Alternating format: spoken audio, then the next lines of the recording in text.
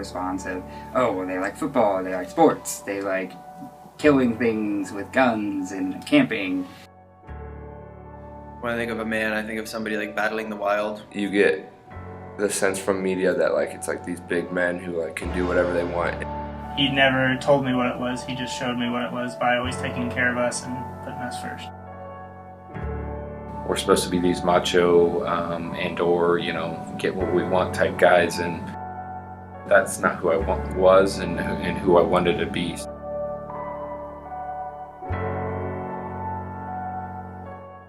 Strong, usually tall, usually athletic. In general, that they want to be confident, they want to be strong, they want to take care of things, fix things, I guess. The strong figure, whereas a woman's more of the delicate figure. I think men frequently get more rights and opportunities than women do. I want to marry someone who is also a Christian, and so looking for the right kind of guy. That's kind of where I get like, what is a man?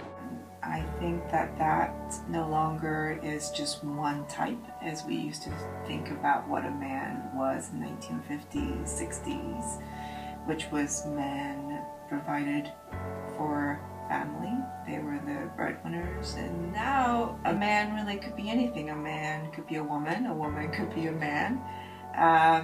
A man could be a stay-at-home dad. A man could be working out there. A man really could be anything, I think, at 2014.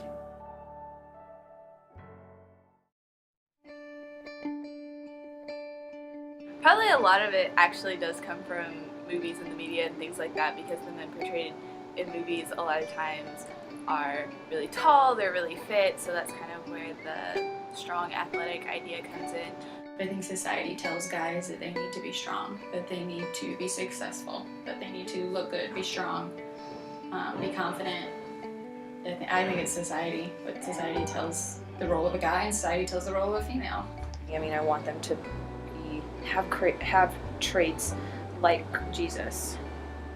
So that's definitely where I get those ideas, because I've been taught to read the Bible, to study it, to get to know God. So.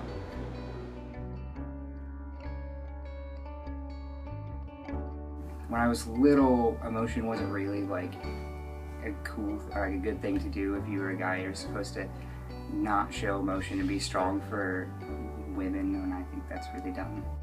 I think that it's unfortunate that we teach males from very early age that they are supposed to be strong, that they're supposed to keep their emotions together, because what ultimately happens is then later on in life, communication may be more difficult for them, or it's just different ways of communicating than women, which can be true. It's unfortunate that we teach them from very early age that you're only supposed to play with trucks and you're supposed to toughen up.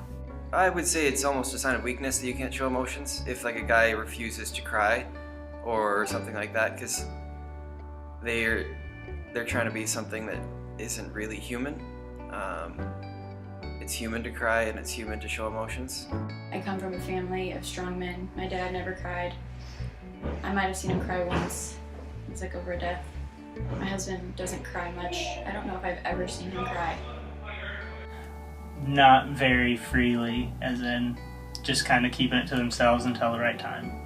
As men, like, there's a fine line between like trying to just be tough and like actually being strong for other people. But I don't think that it's like a bad thing to show emotion. I mean, if you're emotionally pulled towards something, you can show emotion towards that. If people respect you and understand who you are as a person, you're not really going to be judged towards like, oh, you're a man and you're crying, like you're weak. So like society will put that perspective on it, but if people understand who you are and you've kind of like made yourself your own, then I think that like you shouldn't be afraid to show emotion. I don't think it's wrong with guys letting down their guard at all. I think guys won't do it unless they trust you. Not very freely, as in just kind of keeping it to themselves until the right time.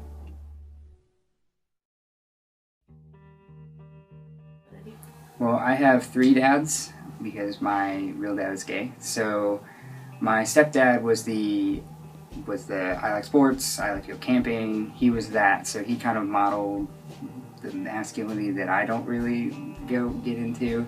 But my real dad, he's the more like, we're respectful, we like to dress nice, we like to be clean, we don't really like nature, which, thank God. But. I was the oldest in my family, so I didn't have like an older brother to be like, I can follow in his footsteps. So I would look to my dad on how to act or how to treat people. He was kind of like the person that told me, like, the way you treat your mom and your sisters, how you should treat women, because you want to treat them like with the utmost respect, especially like your mom. Where kind of my mentor and everything was. For me, it was my father, but also one of my best friend's dad, which is kind of my second dad. He was a pastor, and he's one that really ingrained to me of what the biblical standard of what a man should look like, whether in the role of a leader and or a leader in a family, or a husband, or a father.